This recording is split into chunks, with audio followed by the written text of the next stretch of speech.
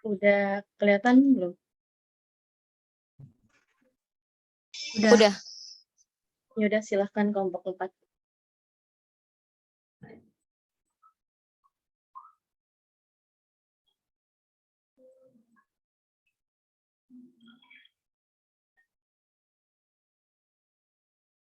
Ya, Assalamualaikum warahmatullahi wabarakatuh. Perkenalkan, kami dari kelompok 4 selama 10 menit ke depan ingin mempresentasikan tentang potensi sumber daya alam di Kota Bogor. Ya, lanjut.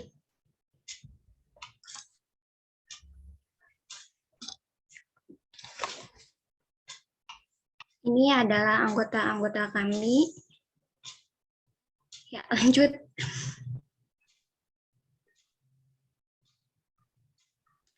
Sumber daya alam di Kota Bogor. Wilayah Kabupaten Bogor di sebelah selatan dibatasi oleh daerah pegunungan dan di sebelah utara oleh dataran rendah. Kabupaten Bogor terletak di bagian utara Provinsi Jawa Barat dan menjadi titik pertemuan 3 provinsi, yaitu Provinsi DKI Jakarta, Banten, dan Jawa Barat. Ya, lanjut.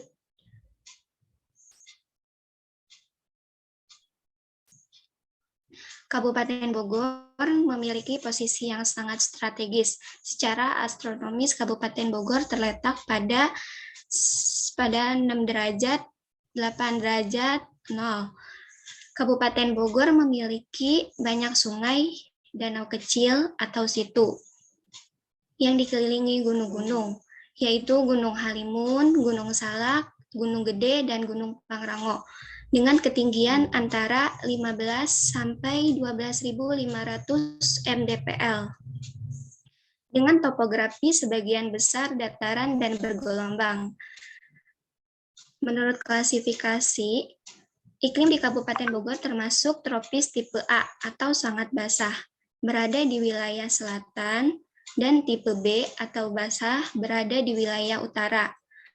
Suhu udara wilayah selatan Kabupaten Bogor berkisar 20-30 derajat Celcius, serta memiliki hawa yang sejuk. Sedangkan untuk wilayah utara Kabupaten Bogor memiliki hawa yang panas. Ya, bisa dilanjut sama Nadia. Sarana dan prasarana.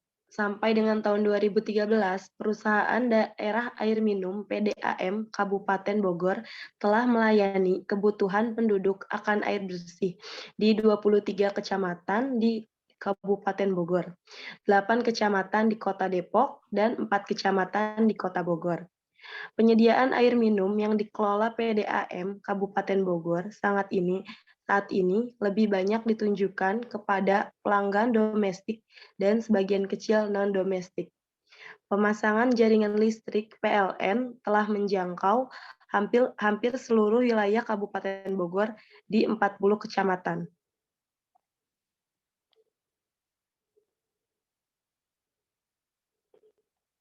Selanjutnya di sini ada potensi Kabupaten Bogor bagian pangan. Kabupaten Bogor merupakan penghasil tanaman pangan.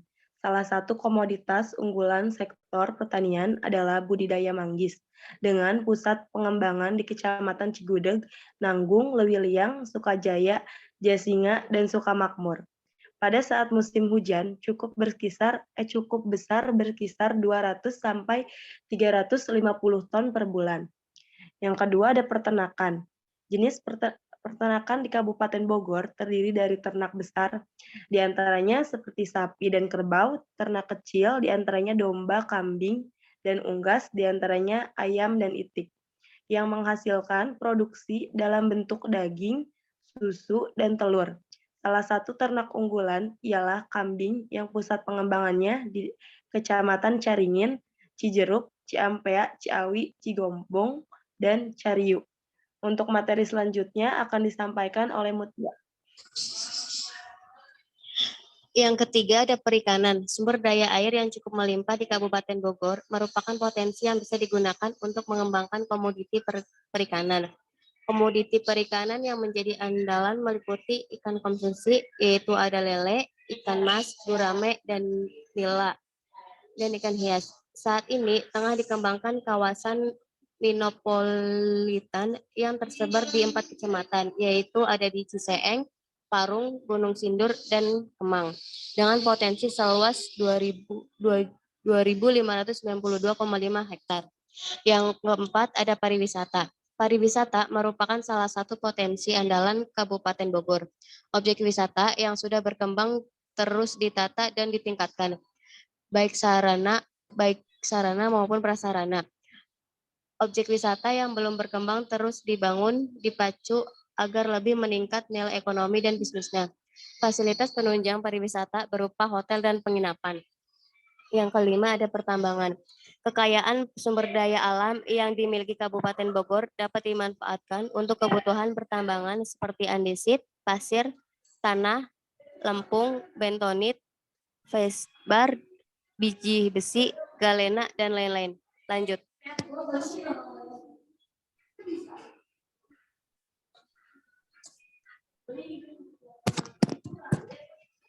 Di sini ada keadaan perekonomian.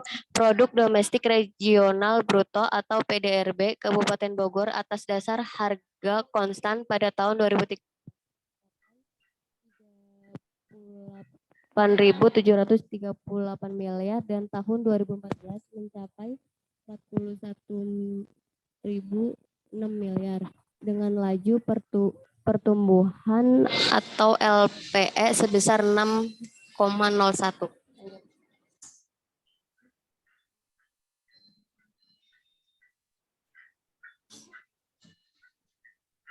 Berikut ini referensi dari kelompok kami. Sekian presentasi dari kelompok 3. Terima kasih. Wassalamualaikum warahmatullahi wabarakatuh. Waalaikumsalam. Oke, sekarang bisa lanjut ke kelompok 6. Apakah kelompok 6 udah siap?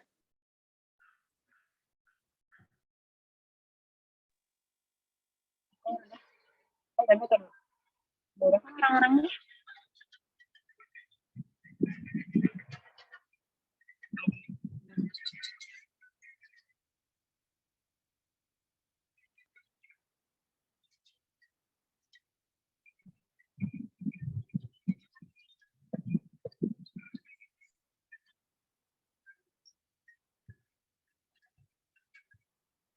Sudah terlihat?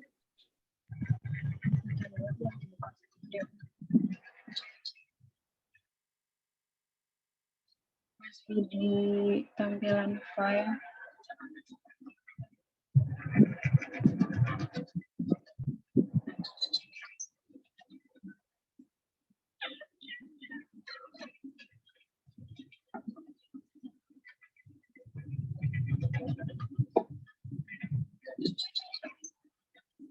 Kalau sekarang apakah sudah terlihat?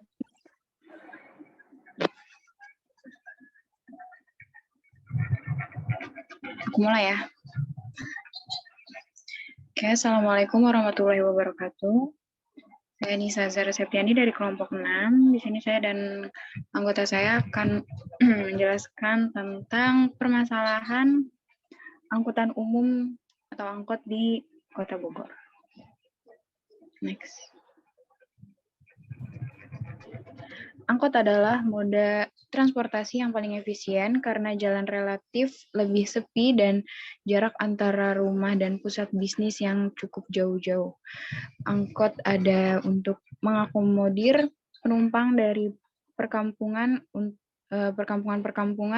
yang terbangun secara sporadis, masuk ke jalan-jalan kecil dengan jumlah penumpang yang adanya.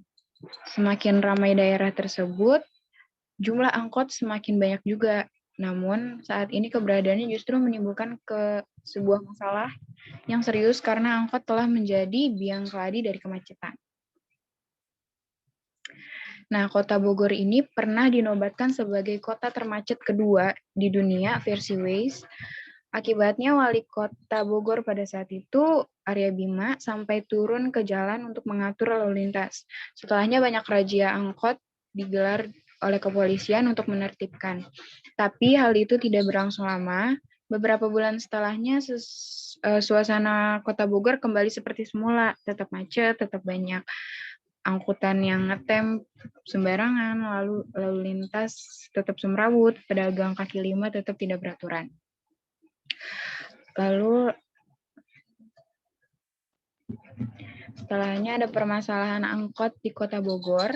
Permasalahan angkot di Kota Bogor ada kemacetan yang diakibatkan jumlah angkot yang terlampau banyak menyebabkan timbulnya berbagai masalah, salah satunya adalah kemacetan lalu lintas. Kemacetan lalu lintas ini memberikan dampak negatif yang cukup besar antara lain kerugian waktu, pemborosan energi, peningkatan polusi udara, serta mengganggu kelancaran kendaraan darurat seperti ambulan dan pemadam kebakaran yang sedang menjalankan tugasnya. Lalu ada sistem ruas jalan lawang sketeng yang merupakan ruas jalan yang terdiri dari 2 buah jalur namun hanya memiliki satu arah tujuan sehingga kendaraan tidak dapat melaju dengan bolak-balik. Ruas jalan ini memiliki total jarak kurang lebih 730 meter dengan kapasitas 2.642,1 satuan mobil penumpang per jam. Menurut pihak DLLAJ Kota Bogor, Jalan Lawang Sketeng merupakan ruas jalan yang memiliki kinerja terburuk dan menjadi skala prioritas penanganan utama. Hal ini disebabkan ruas jalan ini memiliki tingkat visi rasio tertinggi di Kota Bogor yaitu sebesar 0,8 dan memiliki rata-rata kecepatan kendaraan yang paling rendah pula di Kota Bogor yaitu hanya 13,66 km per jam. Dengan kata lain, ruas jalan ini merupakan jalan yang paling macet di Kota Bogor. Lalu ada perilaku supir angkot yang menjadi momok bagi pengendara lainnya karena mereka seringkali berkendara ugal-ugalan, salip kanan salip kiri, memotong dari jalur kanan atau dari jalur kanan ke kiri, lalu berhenti secara mendadak. Selanjutnya, solusi penyelesaian dengan upaya SETS yang akan dibawakan oleh Amanda. 1. Sosial. Tindakan supir angkot yang ugal-ugalan dalam berkendara sering dilihat oleh masyarakat sebagai masalah sosial yang dapat membahayakan orang lain.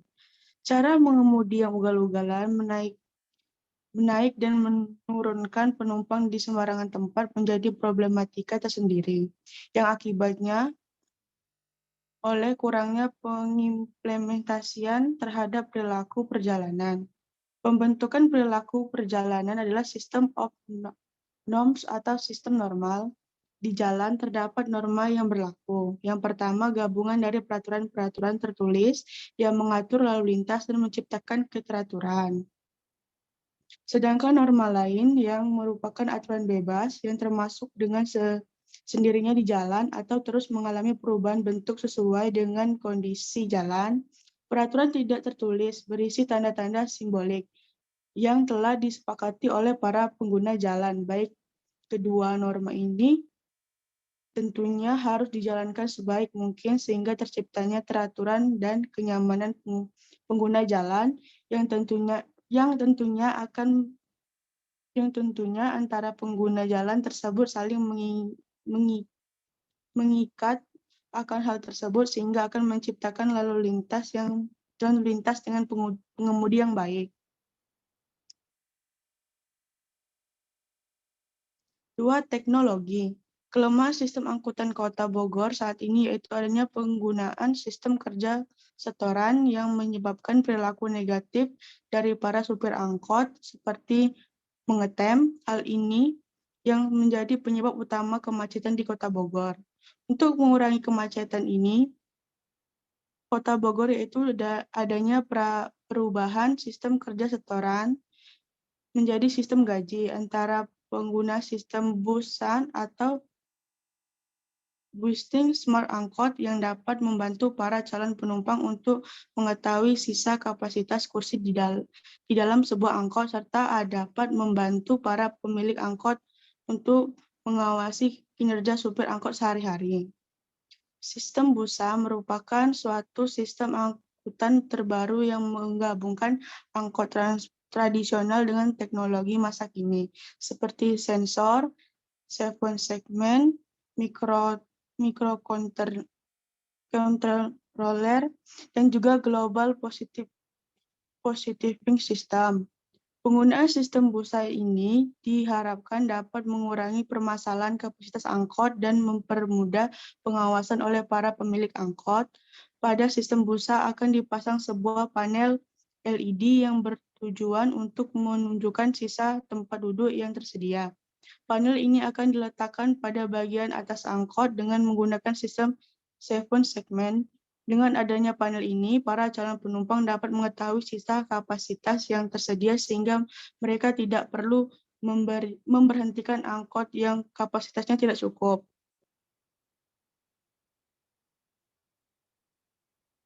Selanjutnya akan dilanjutkan oleh Putri.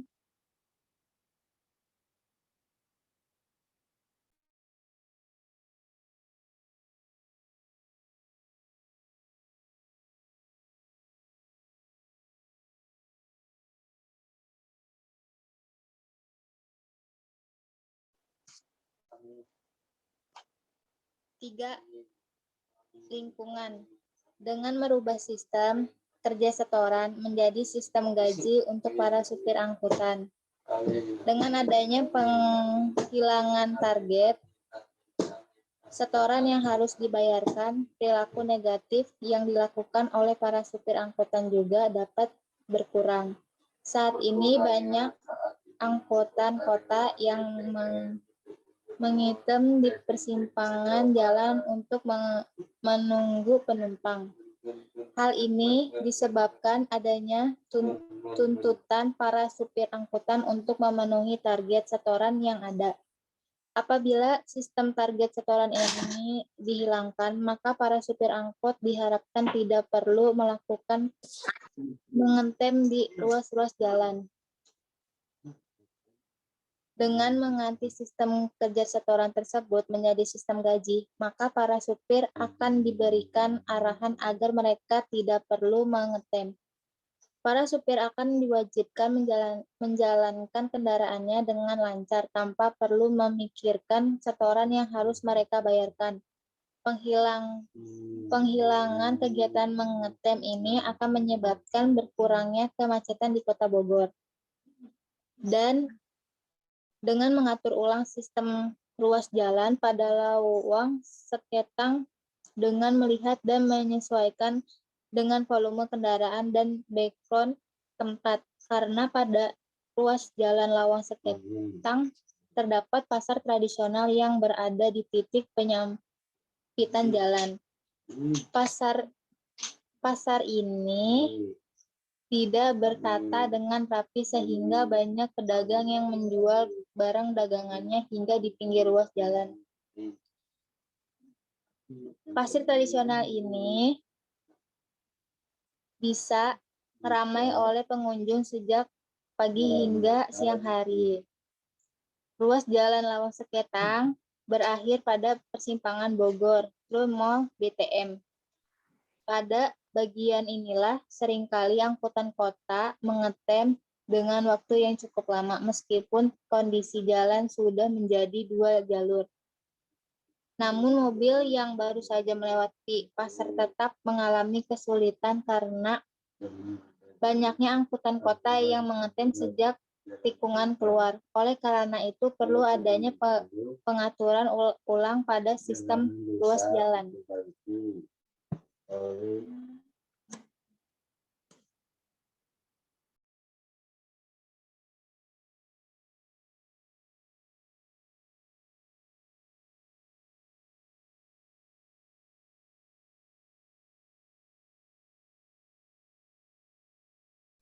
Ini kelompok 1 sudah selesai ya?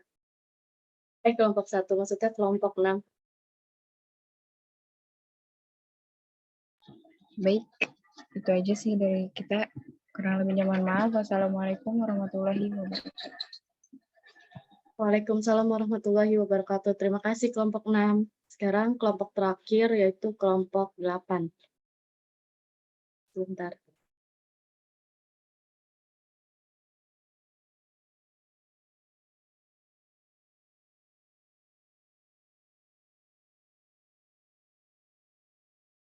Apakah sudah terlihat PPT-nya? Belum ada, Sa. Belum ada, Sa.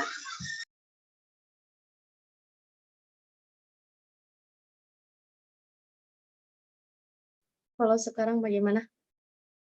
Udah ada. Udah ada.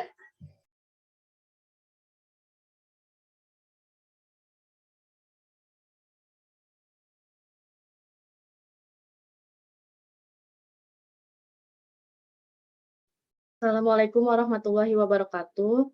Saya Salsabila Dwi Aulia, selaku anggota dari kelompok 8 ingin mempresentasikan studi kasus Bogor Kota Hujan. Kelompok 8 berisikan Syifanul Khafifah, Sofan Nadia, Salsabila Dwi Aulia, dan Nuraini Kamila.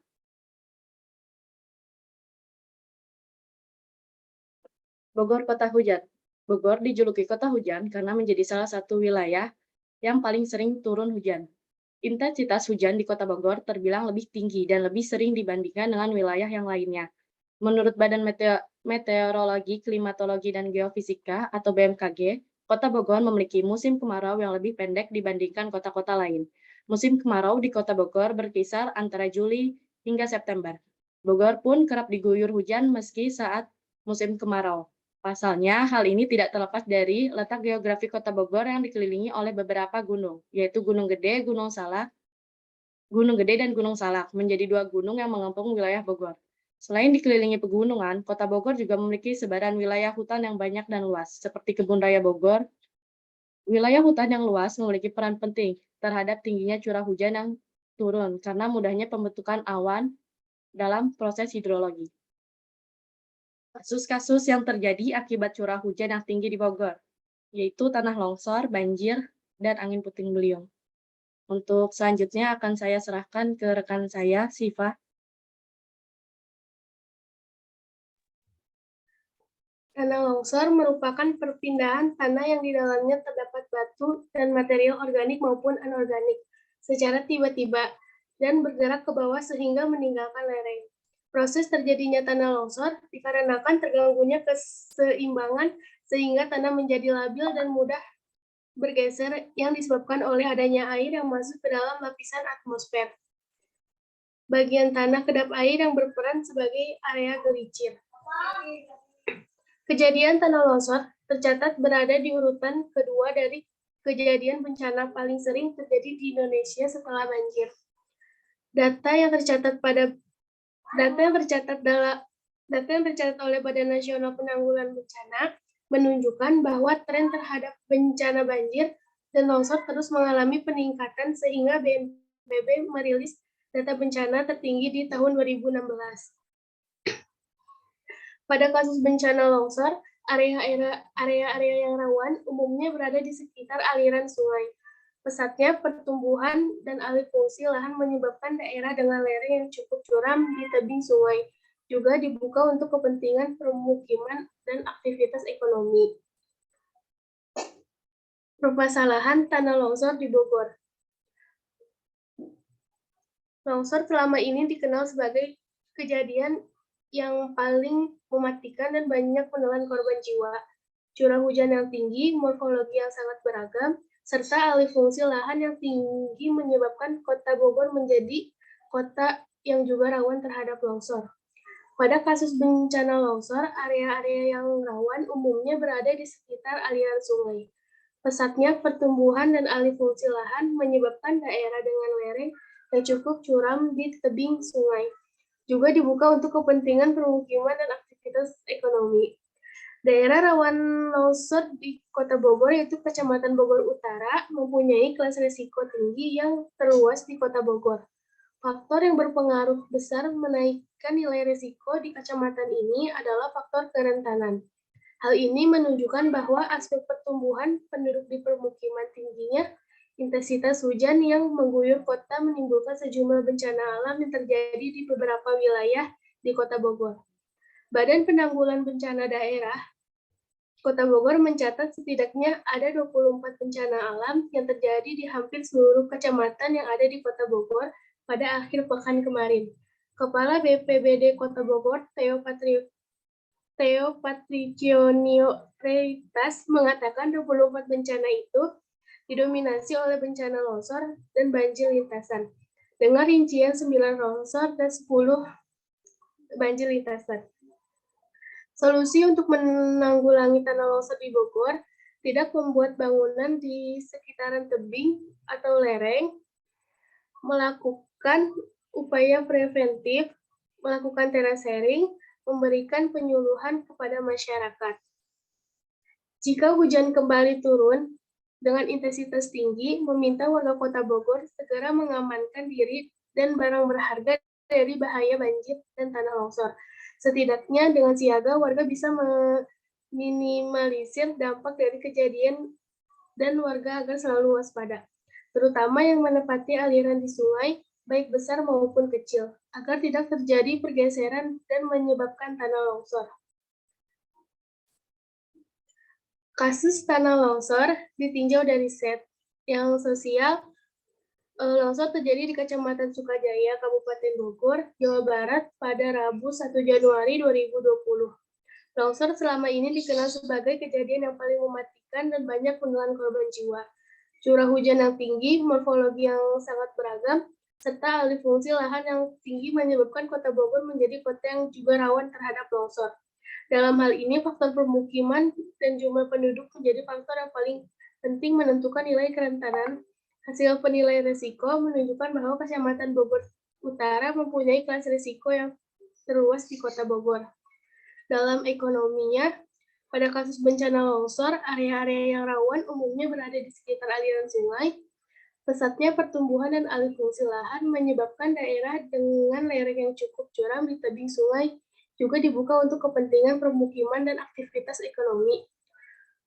Warga hilang pekerjaannya seperti lahan perkebunan dirusak oleh terbawanya genangan air dan dari banjir dan hancur tergesernya tanah sehingga tanah amblas terbawa oleh tanah longsor.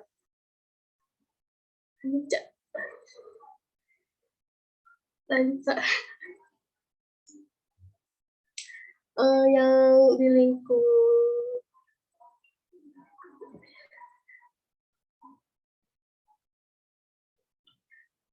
di lingkungan Tapelak bencana ini pun melulu lantakan daerah yang berada di kawasan perbukitan itu, sehingga warga harus kehilangan tempat tinggalnya dengan penuh mati.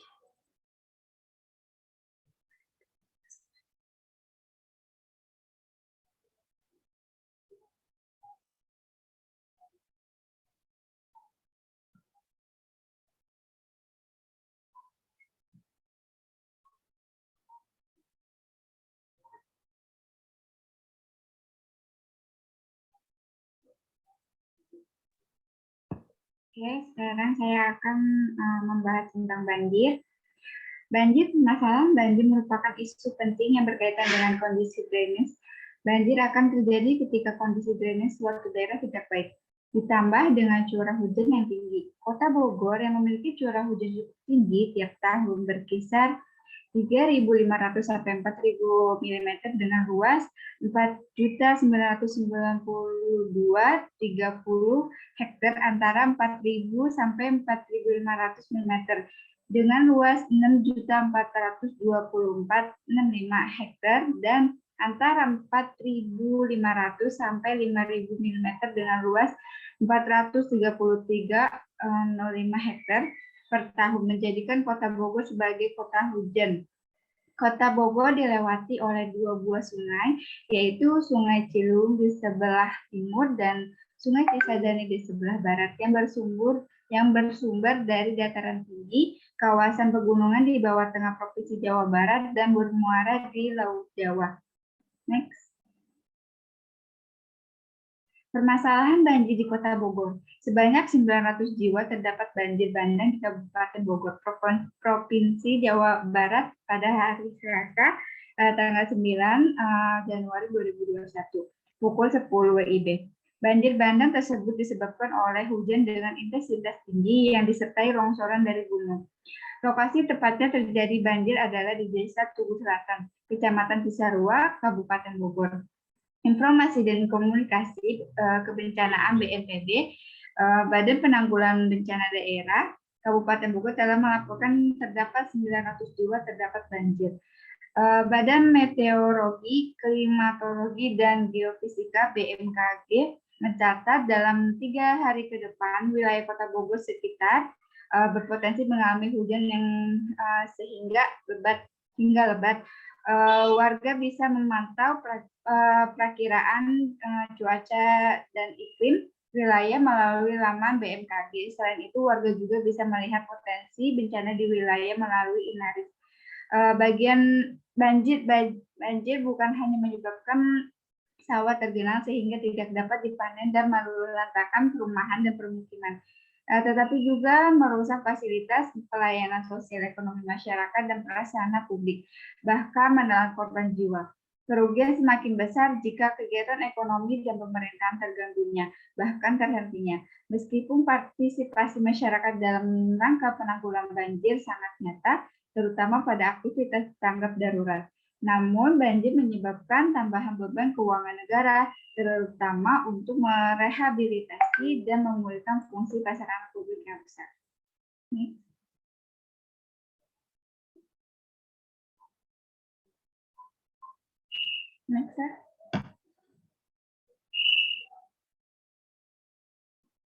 Oke, berikut ini adalah berbicara untuk penanggulangan bencana banjir. Yang satu, membuat fungsi sungai dan selokan dapat bekerja dengan baik. Dua, melakukan reboisasi tanaman khusus, jadi tanaman yang dan pepohonan yang dapat menyerap air dengan cepat. Tiga, memperbanyak dan menyediakan lahan terbuka untuk membuat lahan hijau untuk penyerapan air. 4, berhenti membangun perumahan di tepi sungai karena akan mempersempit sungai dan sampah rumah juga akan masuk sungai. Next. Kasus banjir di Bogor ditinjau dari sosial. Sebanyak 900 jiwa terdampak banjir bandang di Kabupaten Bogor, Provinsi Jawa Barat pada hari Selasa pukul 10. Banjir bandang tersebut disebabkan oleh hujan intensitas tinggi yang disertai longsoran dari gunung. Dari lingkungan, banjir menyebabkan sawah tergenang sehingga tidak dapat dipanen dan meluluhlantarkan perumahan permukiman. Badan Meteorologi dan Geofisika mencatat dalam 3 hari ke depannya wilayah Kota Bogor sekitarnya berpotensi mengalami hujan yang sedang hingga lebat. BNPB langsung ke ekonomi, kerugian semakin besar jika kegiatan ekonomi pemerintah terganggu dan terhenti. Banjir juga menyebabkan tambahan beban keuangan negara, terutama untuk merehabilitasi dan memulihkan fungsi prasarana publik yang rusak. Dalam teknologi, warga bisa memantau perakiraan cuaca dan iklim di wilayahnya melalui laman BMKG. Selain itu, warga juga bisa melihat potensi bencana di wilayah melalui Inaris. Oke, terima kasih.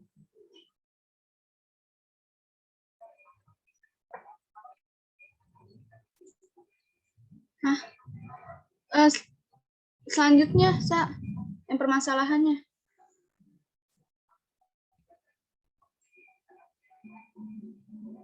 Nah, saya akan menjelaskan. Enggak, stop yang tadi, yang permasalahan.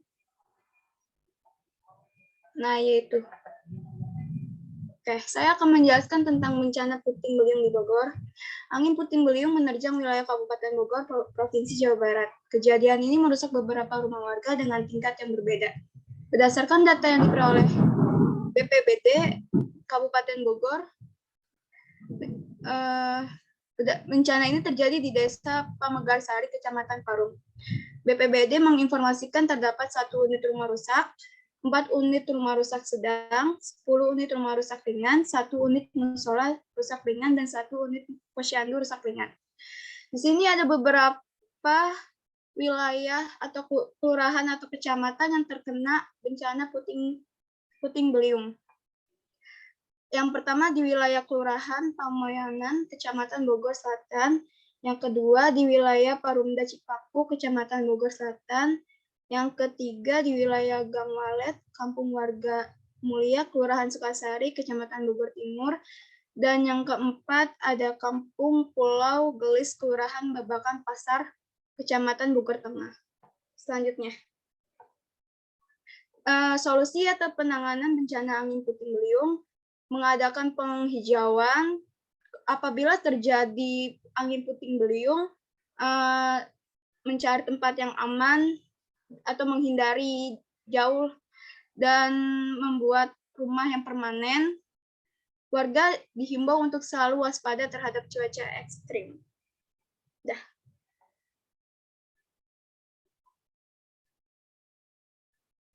Kasus puting beliung di Bogor.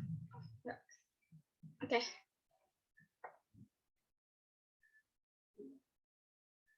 Ini ada beberapa video. Mungkin sampai sini saja karena waktu juga tidak memungkinkan. Ini daftar pustaka yang kita ambil untuk membuat materi hari ini. Segini saja yang bisa kami sampaikan dari kelompok 8. Maaf jika ada kekurangan dan kesalahan dari kami. Wassalamualaikum warahmatullahi wabarakatuh. Waalaikumsalam warahmatullahi wabarakatuh.